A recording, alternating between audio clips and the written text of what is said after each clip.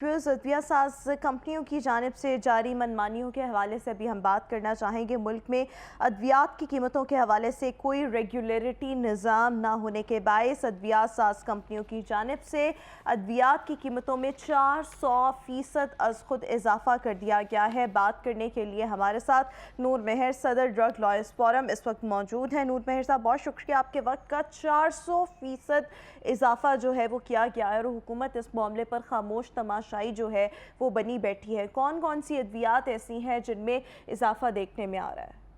جی کون کون سی کا اب تو سوال ہی ختم ہو گیا۔ تقریباً 80,000 کے قریب جو برانڈز ہیں ان کی قیمتوں میں اضافہ ہو گیا ہے۔ صرف 146 جو اسینشل میڈیسنز ہیں ان کی قیمتیں خیر ان کی بھی بڑھائی گئی ہیں، ان پہ کنٹرول رکھا گیا۔ باقی جو ہے گاجر، مولی، تیل، چینی کی طرح فارماسوٹیکل کمپنیوں کی مرضی ہوگی اور ڈسٹریبیوٹرز کی مرضی ہوگی کہ وہ جو قیمت بھی لگا لیں۔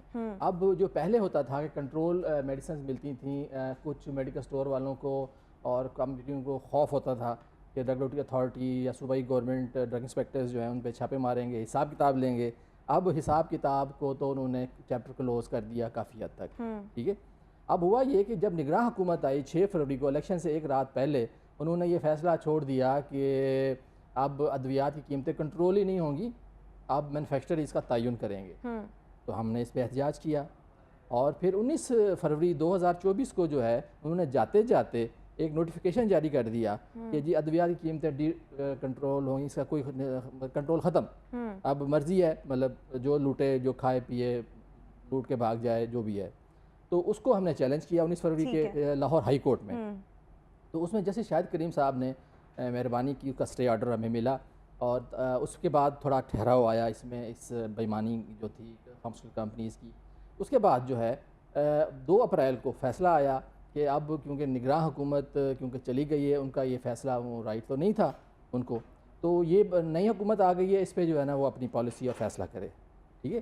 اب انہوں نے کیا فیصلہ کیا کہ 30 مئی کو انہوں نے وفاقی کابینہ نے کہا کہ جی وہ نگراں حکومت کا جو فیصلہ تھا وہ ٹھیک تھا، ٹھیک ہے۔ تو 5 جون کو انہوں نے ایک لیٹر جاری کر دیا کہ قیمتیں جو ہے ڈی کنٹرول رہیں گی، ٹھیک ہے۔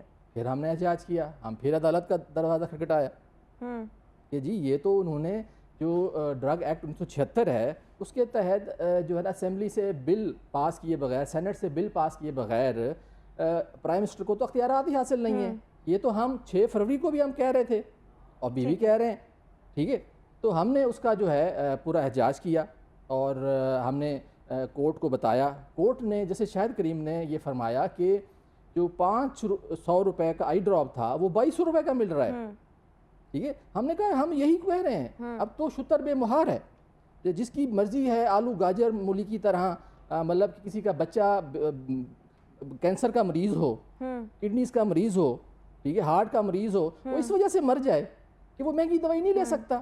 اس ملک میں پہلے بجلی کی وجہ سے اور بہت ساری چیزوں کی وجہ سے بہت ہی برا حال ہے، ٹھیک ہے۔ تو یہ تو اب جو پاکستان دنیا میں فارماسوٹیکلز میں سب سے کرپٹ ملک بن چکا ہے، ٹھیک ہے، جس میں ڈاکٹرز جو ہیں وہ کمپنیوں سے فریج، اے سی، باہر کے ٹور، کون سی چیز ہے جو نہیں لیتے۔ اچھے مسیحا ڈاکٹر بھی ہیں لیکن بہت سی جو تعداد ہے، 90% جو تعداد ہے وہ کمپنیوں سے سرکاری ملازم ہیں لیکن سارا دن بیٹھ کے برانڈز لکھتے ہیں، کمپنیوں کے مفاد کے لیے کام کرتے ہیں۔ ایک بیچارہ پولیس والا جو اگر 100 روپیہ لے نا وہ کرپشن ہے۔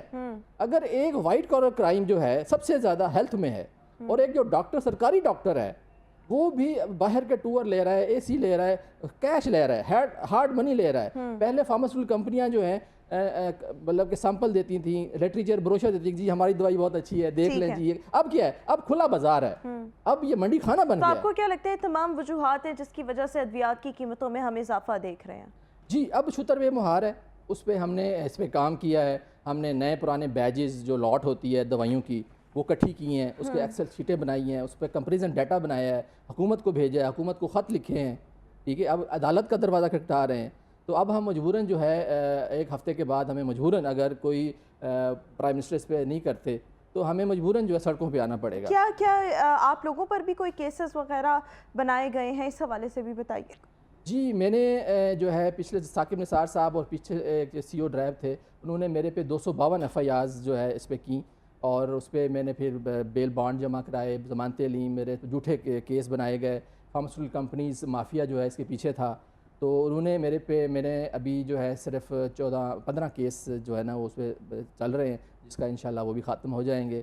تو ایک عام آدمی کے لیے، غریب آدمی کے لیے، جس کی کوئی آواز نہیں ہے، ایک ریڈی والا، ایک کسان تو نہیں بتا سکے گا نا کہ اس کے ساتھ بےایمانی کیسے ہو رہی ہے. یہ تو پڑھے لکھے لوگوں کا کام ہے. ٹھیک ہے. اگر ہم پڑھے لکھے لوگ، فارماسسٹ، ڈاکٹرز، وکیل، اگر عام آدمی کے لیے کام نہیں کرتے اور ہم بھی صرف پیسوں کے لیے کام کرتے ہیں، تو وہ تو پھر جسم فروشی اور اس میں فرق نہیں رہا. سروسز میں لوگوں کی خدمت کرنی ہے، لوگوں کے لیے کام کرنا ہے. اگر ایک عام آدمی، غریب آدمی، اگر ہم یہ زیادتی، ظلم ایک غریب آدمی کے لیے کھڑے نہیں ہوں گے اور ظلم برداشت کریں گے، یہ فکر دیکھیں، یہ میں کہتا ہوں کہ یہ جو فکر حسین ہے نا، اس کے مطابق ہمیں ظلم جبر کے خلاف کھڑا ہونا چاہیے، ناانصافی کے ساتھ کھڑا ہونا ہے، نہ کہ ہمیں کمپرومائز ہونا ہے. کمپرومائز آپ دیکھیں، میں تو انتہائی پریشان، حیران ہوں، اتنا بڑا ظلم، مریضوں کی دوائیاں جو ہیں 200%، 300%، 400% تک بڑھ گئی. کیا اس میں جان بچانے والی ادویات بھی شامل ہیں؟ جی بالکل، جان بچانے والی ادویات بھی شامل ہیں اس میں، اور 80,000 دوائیاں ہیں.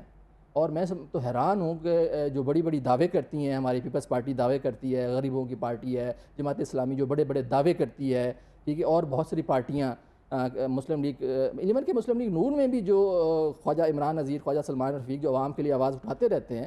میں تو اس چیز پہ بھی حیران ہوں.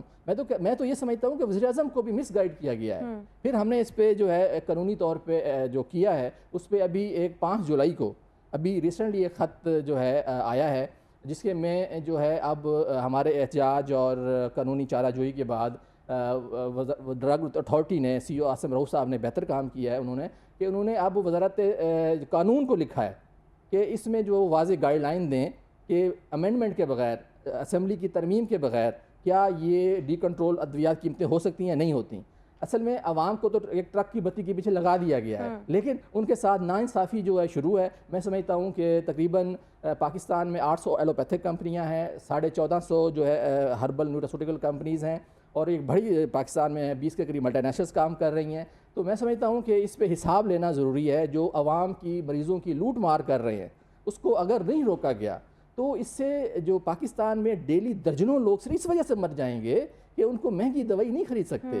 جو اپنے آپ کو کیا لگتا ہے اس ضمن میں حکومت کو کیا کیا انیشیٹوز لینے کی ضرورت ہے؟ دیکھیں، اس کو حکومت کو فارماسیوٹیکل مافیا کی باتوں میں آنے کی ضرورت نہیں ہے، ان کی بلیک میلنگ میں آنے کی ضرورت نہیں ہے. پاکستان میں 800 جو ایلوپیتھک کمپنیاں ہیں، اب ہماری نیشنل کمپنیوں نے کافی گرو کیا ہے، اور ہم نے اس پہ جنرک کے بھی ڈاکٹر جو ہیں وہ فارمولہ جو ہے لکھیں، نہ کہ برانڈ لکھیں. اس پہ ہم نے ریٹ ڈالی ہوئی ہے ہائی کورٹ میں، اس پہ فیصلہ نہیں ہو رہا، لیکن حکومت جو ہے خود ڈرگ ایکٹ سیکشن 7 کلاس 8 کی خلاف ورزی کر رہی ہے کہ اس میں لکھا ہوا ہے ڈرگ ایکٹ میں کہ جو کمپنیز کو جو برانڈ کے بجائے سالٹ میں رجسٹریشن دی جائے گی، اس کی خلاف ورزی ہو رہی ہے. اس کو ڈرائب اور حکومت اس کا نوٹس لیں. اور خاص طور پہ جو دوائیوں کی قیمت عملی طور پہ نہیں بڑھنی چاہیے، اس پہ وزیر اعظم جو ہے فوری طور پہ نوٹس لیں، اور چیف جسٹس پاکستان اس کا نوٹس لیں کہ لوٹ مار جو ہے، اتنی لوٹ مار نہیں ہونی چاہیے. بالکل ٹھیک ہو گیا. بہت شکریہ نور مہر صاحب، ہمارے ساتھ شو کا حصہ تھے.